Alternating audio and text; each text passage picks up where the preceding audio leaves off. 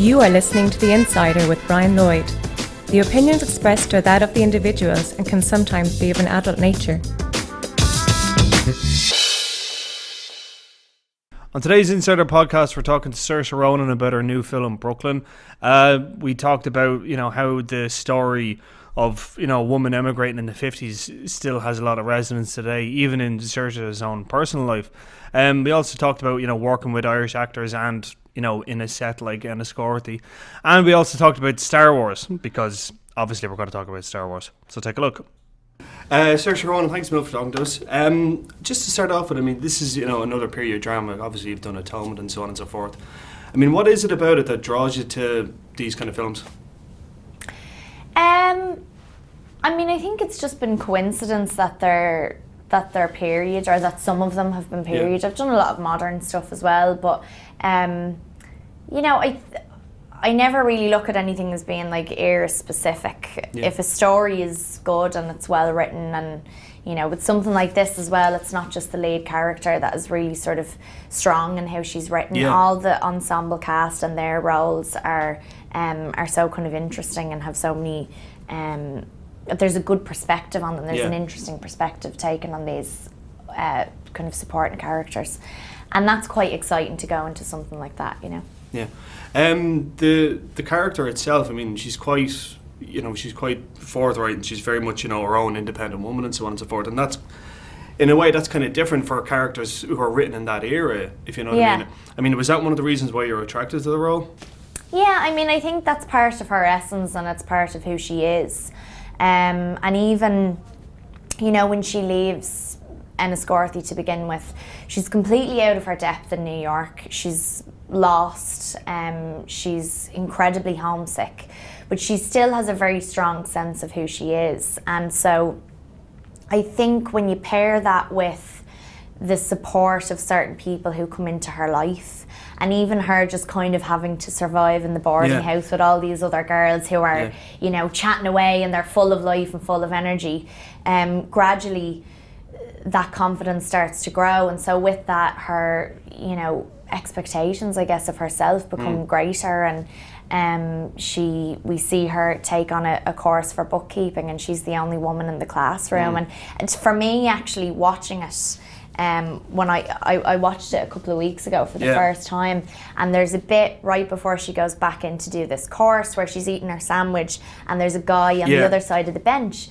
and all of a sudden she's not kind of nervous around this man that she doesn't know who's talking to her. She's quite confident in herself, and for me that is actually a real turning point. And that's kind of the beauty with Nick Hornby's scripts, is that it's all very, very gentle, and it's all really underplayed.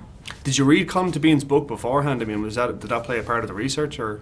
Not the research, really. I had read it about 2 years before I even knew there was a script, and loved it, and I thought it was great. But it's gas, because since reading that when I was in my teens, and then reading the script, which I loved, and then moving away in the meantime before shooting the film, just the connection that I had to it was so much greater, you know. So yeah, that's what I was going to say. There is actually kind of a bit of a connection between yourself and the character. Because she moved away, you moved away. She was kind of at the same time. I had moved away about maybe 8 months or so before that, and I had only moved to London, and I could still. I had the security knowing that I could fly home if I wanted to, or I could Skype my mama home and see her face, or whatever, talk to her 6 times a day if I needed to just learn how to roast chicken. But But at the same time, that feeling that you get when you go to a different city, and especially if you're not there for work. I was so used to travelling away for work, and I had a purpose, and there was an end date. But now all of a sudden I was in this place, and I was just I had to exist there, and that's a completely different feeling. So I was still really missing home when we made the film. And then to go back to Enniscorthy, which is in the country, 25 minutes away from where I grew up, was mental. And was that one of the reasons why you took it on? Because you felt because there was a dichotomy between you and the story, yeah? Or was it just a case that it was a good script? No, because initially at first, that wasn't my situation. Initially, when I read it, I was still at home. I hadn't gone away. I didn't know what that feeling was like. I hadn't experienced that before. And so I read the script, and as a script and as a piece of text and the people who were involved, that was obviously enough to attract me to it and want me to do it. Yeah.